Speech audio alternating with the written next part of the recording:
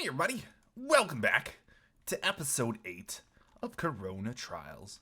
As always, Rock here. So, busy times. I will let you know I have been quite the busybody. And before I get into the discussion that we're going to be having today, where we're going to be heading into the Gem Light Bog. This is the last remaining area of the intersection. And what did we find? I think we found our way over there, to the next intersection. But this is the last remaining area of this intersection that we'll be exploring. Oh God, no! Woo! Oh, what the hell is that? Nice try, Render. I think that was like a quote-unquote false trap, so it wouldn't have actually killed me had it exploded, but it was not very nice. Can I get out of here, string? Making myself a safe little path here. What's this? Trap or creative area entrance. You decide.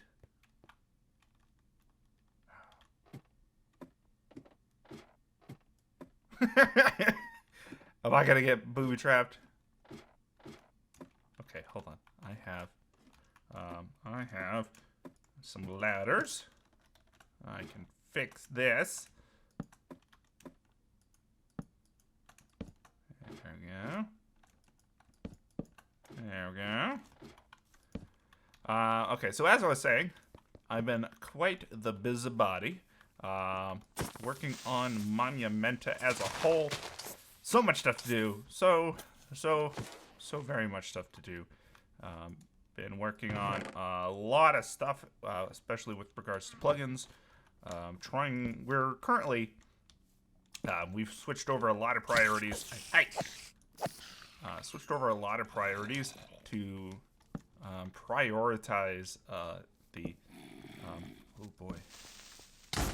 This place looks familiar.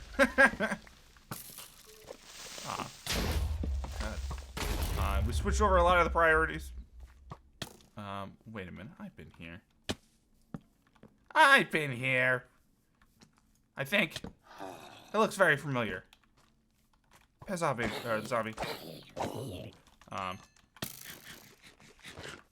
Didn't I come in through a different section before, or is this just another area that looks the same? Get out of here.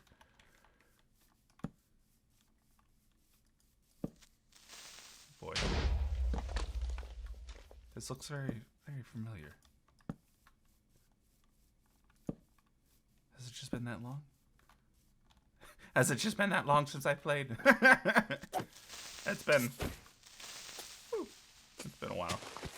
So we've been prioritizing a lot of effort into yeah. I've been over here before.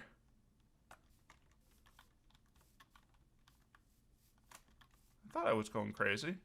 Oh God, there. I've been over here. Okay, well, shit. Guess we don't need to be here. Okay, well, let's head back. Head over towards what we thought to be the next intersection, if I remember correctly. It has been like a week or so, something like that, since I've last played. So I will say there has been a little bit of time delay. So I probably could have been like last episode, like, hey, we're gonna move all our stuff over to the next intersection. We'll be dandy. And I would not remember that in the slightest. Where the hell? Where the hell? I get out of here. Here? You know my way home? Hey! Fez off.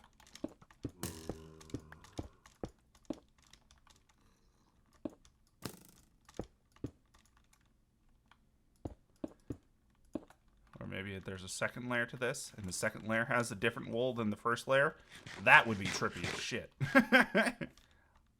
Trippy as shit.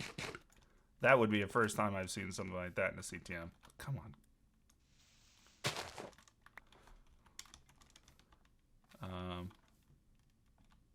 There's something up there. Okay, let's get creative. And let's explore this upper region.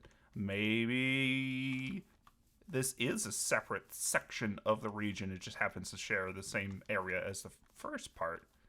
Because definitely up there looks like something. God damn. This is what happens when I don't play for like a while. I'll piss off much.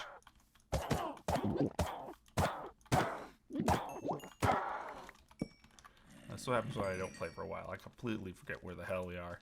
What's going on? Where am I?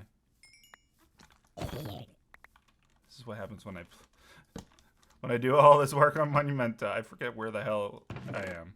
Oh look, record. I will say this is a nice break because I have not gotten much of a chance to actually play Monumenta itself. I've been working so much on it that I just haven't had a chance to play. So I'm using this as a short little break from work. And I'll get back to the work after this. Okay, what the hell's over here? Hello? Well, there's stuff over here. There's a pathway. Nope. Nope. But yeah, we've been not just I, but the team itself has been super busy on Monumenta.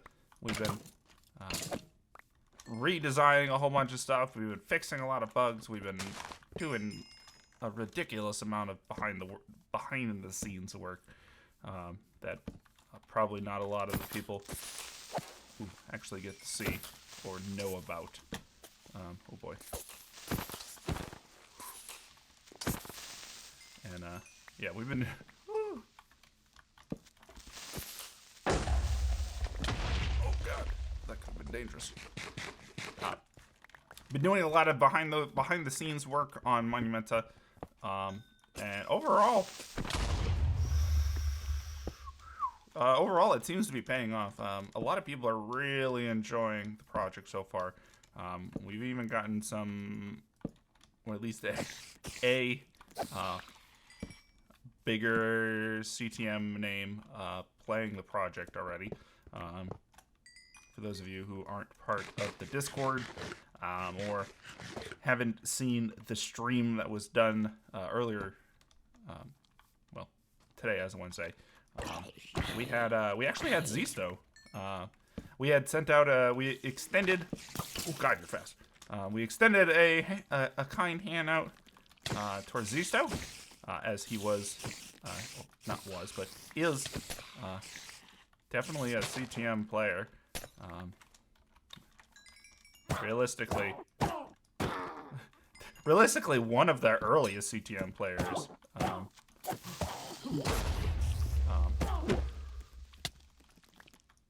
boy. Man, this sword is awesome as hell. Oh, is that a wolf?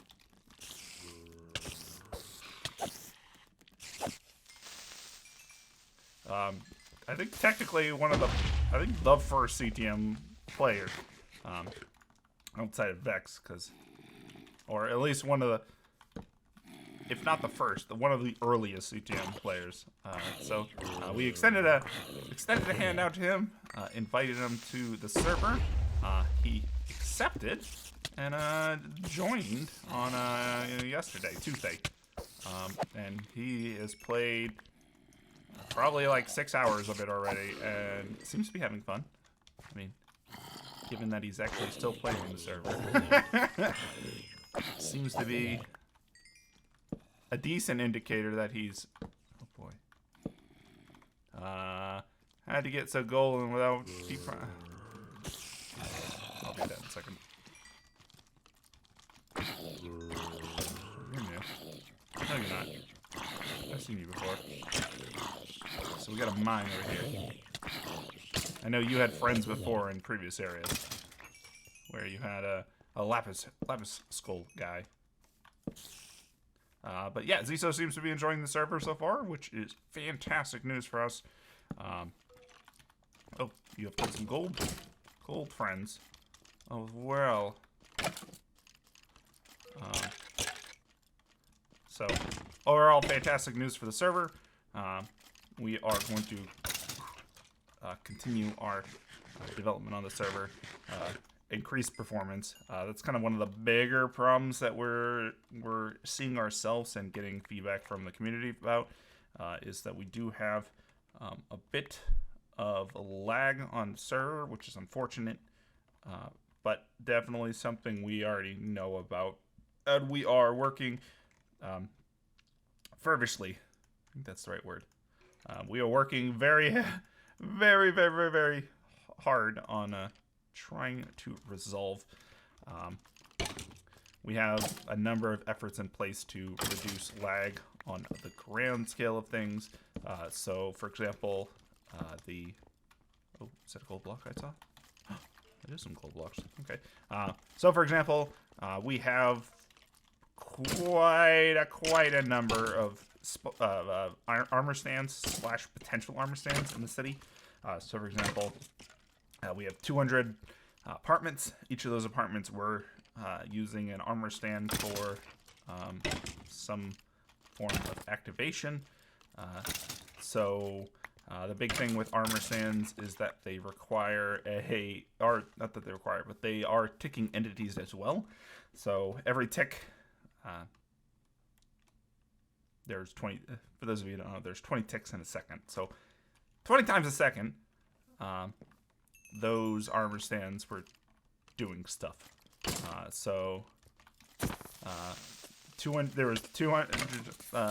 There is 200 armor stands related to the apartments.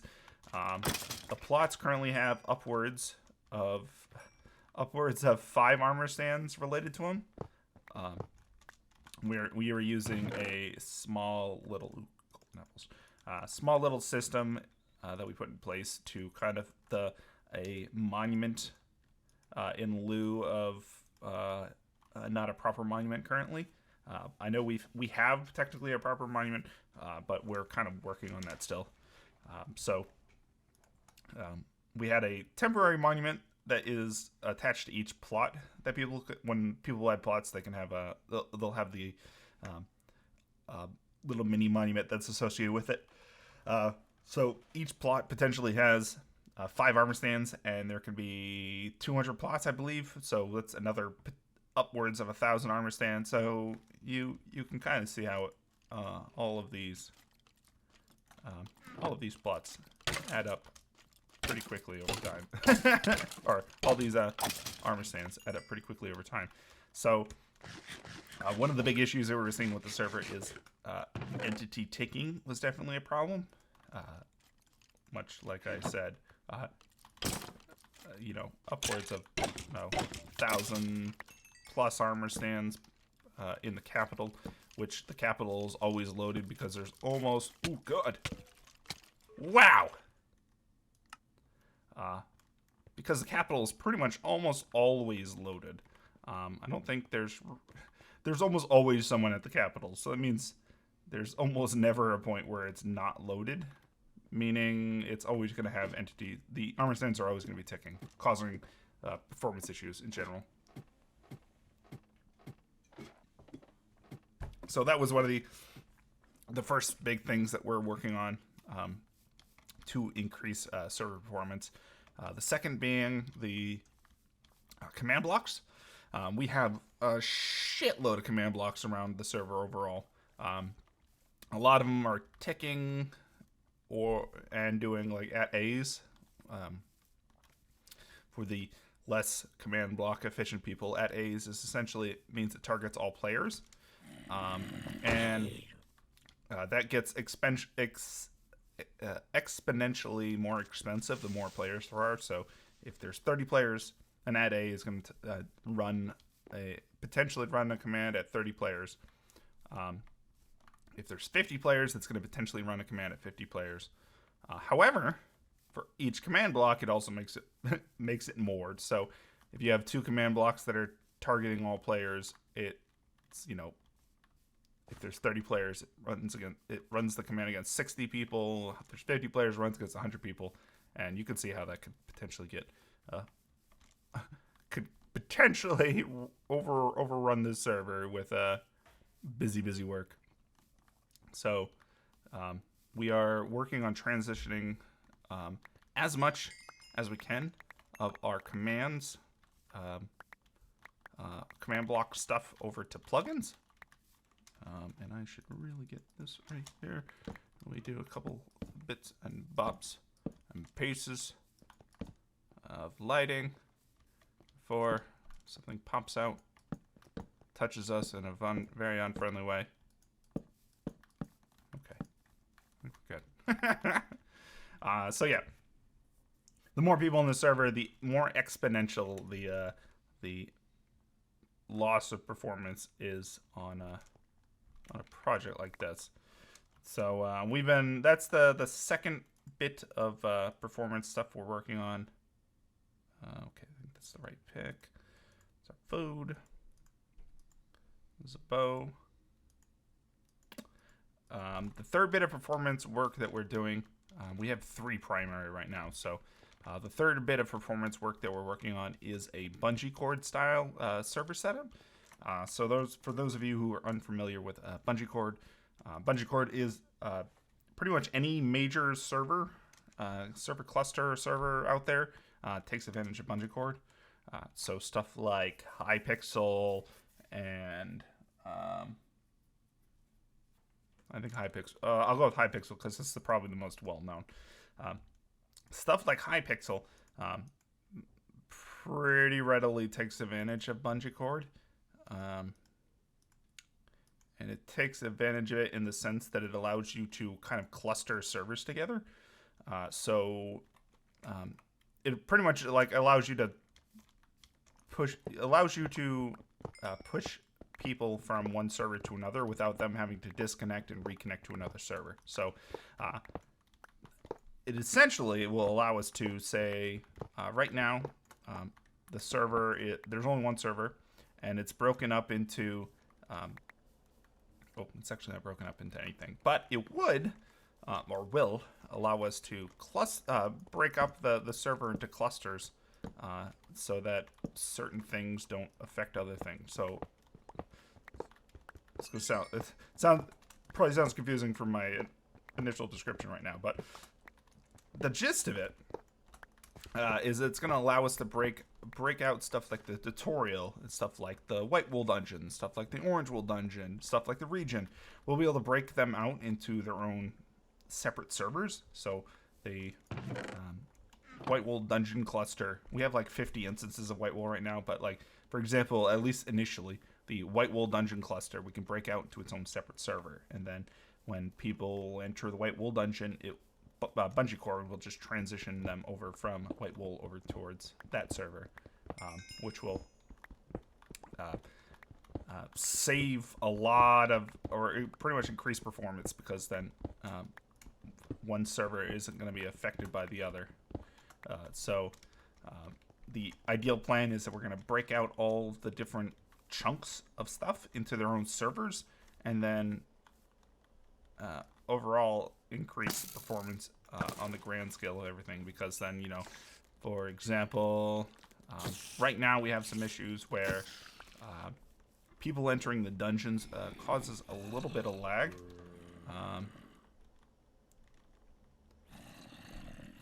Causes a little bit of lag because some unknown reason. Something we're investigating in, but certain wool dungeons will cause lag for us currently. And so if we move those over to towards their own server, then if there for some reason an issue occurs on one server, we don't have to worry about it potentially creating performance issues on a different server.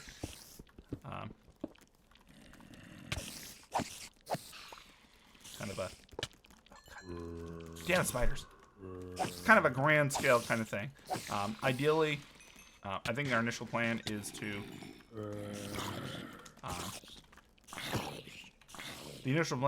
at least block off the clusters of tutorials and spawners and stuff into their own servers, which should drastically increase the performance on the server. And then after that, we definitely want to investigate into oh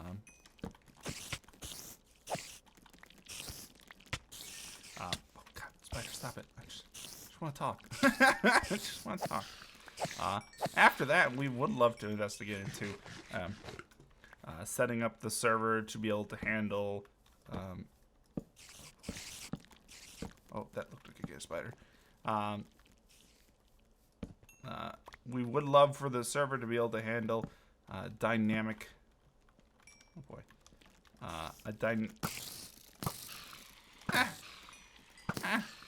we would love for the server to be able to handle a dynamic amount of them, meaning that if we only have one person that wants to do tutorials, there's only one copy of the tutorial dungeon. And if there's 50 people that want to do the White Wool dungeon, we can make 50 copies of it. Oh boy. So that's another big thing that we want to do in the future. It's just a matter of doing the investigation needed for it. Ooh. Oh boy. Doing the investigation needed for it. Oh god. Okay, spider.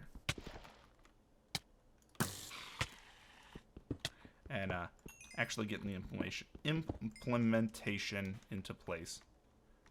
But dynamic size aside, that's not a cave spider. We would at the very least like to move the clusters of stuff. So White Wool cluster, which is like 50 instances of it. The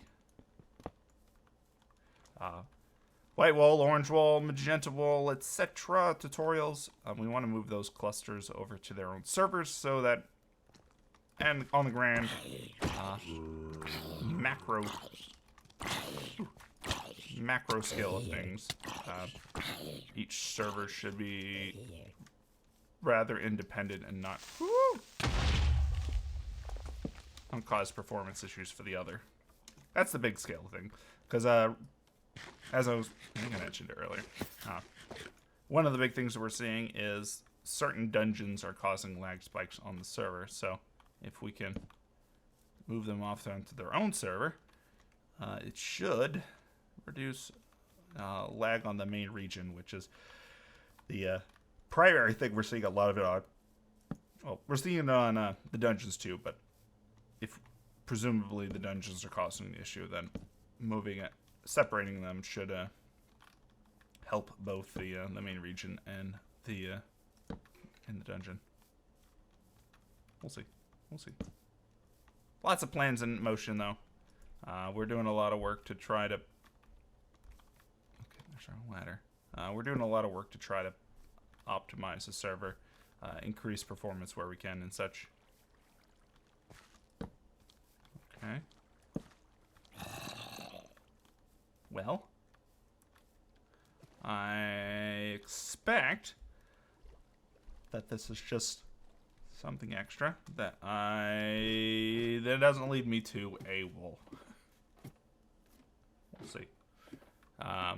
Well, that said, and actually, we should be able to find out if this is a wool area or not, because this has a certain set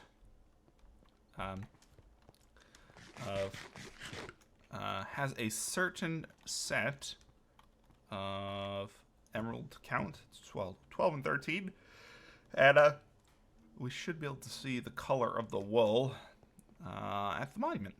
So let's go and peek at that real quick, see if that's going to help. 12 and 13.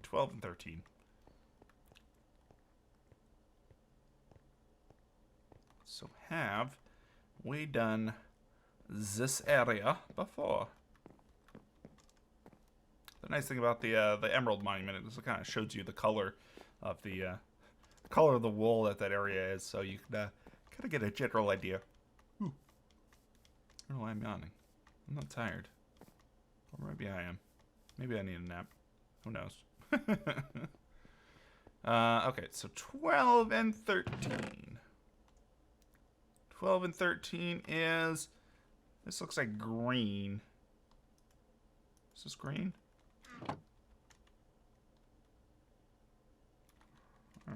3H? Of course, it's not going to give me any useful information. Stained glass white. How about if I do this? Green. Okay. So it is green. I have done green already, so that is a completed area already. Good to know. Good to know. Okay, so we have done green already. So that was just a expedition into nothingness. Though we did get a gold block. Hooray, gold block. Okay. What's this one? Block of redstone. I thought we did this one already. Did we not have? Did we just not craft the block of redstone? Huh. Okay. Well, let me head back to base real quick. Drop off some stuff. Plop over to the next intersection, and we'll continue from there. So I'll be right back. All right. Well, I sort of changed my mind. I'm gonna place the redstone block on the monument, and I think we'll call it there for today. We've been going for 26, 27 minutes at this point. But let's call it an episode there. We'll get back into a new area, a new intersection next time. Mostly because I just got to transfer a lot of stuff over, and I don't want to spend a huge amount of time doing that and waiting to put this episode out even longer than it's probably already going to be late. So let's call that there for today. And that puts us at the 1, 2, 3, 4, 5, 6, 7 pieces of the monument left. Yeah. So let's call it there for today, and we'll continue next time.